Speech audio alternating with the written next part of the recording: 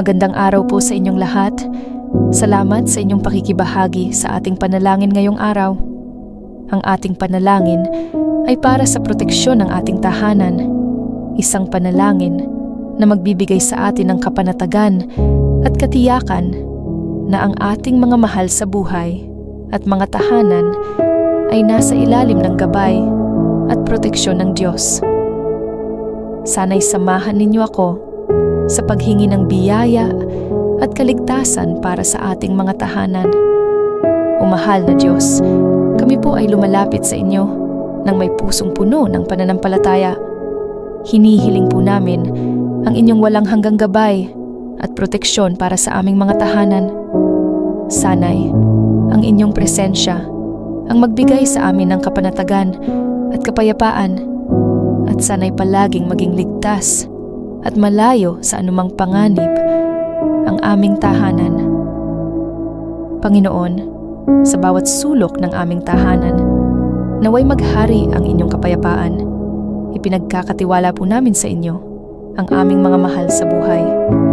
Naway protektahan ninyo po sila sa anumang kapahamakan, sakuna o karamdaman. Ang inyong kapangyarihan at pagmamahal ang siyang maging aming sandigan sa bawat oras ng pangangailangan. Sa bawat pintuan at bintana ng aming tahanan, naway ang inyong presensya ang maging aming bantay at proteksyon. Huwag po ninyong hayaang makapasok ang anumang masama o nakakasama sa aming tahanan. Naway ang aming tahanan ay maging lugar ng katiwasayan, pagmamahalan at pananampalataya, at malayo sa anumang takot o pangamba.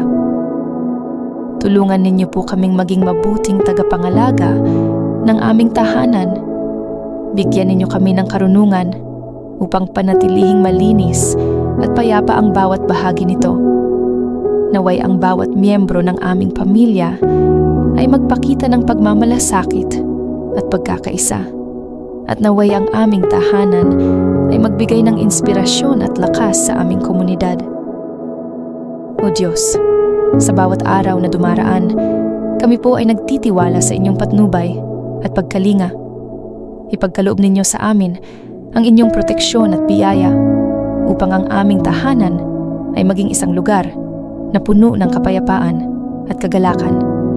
Sa inyong mga kamay, kami po ay nagpapasalamat at nagtitiwala. Maraming salamat po, mahal na Diyos, sa inyong walang hanggang kabutihan at pag-aaruga. Naway patuloy kaming magpasalamat at maglingkod sa inyo sa bawat araw ng aming buhay. Amen. Maraming salamat po sa inyong pakikibahagi sa ating panalangin para sa proteksyon ng ating tahanan.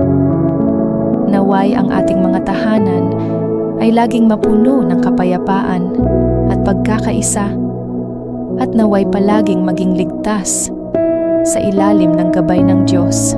Kung nagustuhan ninyo ang panalangin na ito, huwag kalimutang mag-subscribe, mag-like, at mag-share ng video na ito upang mas marami ang makasama natin sa ating mga dasal.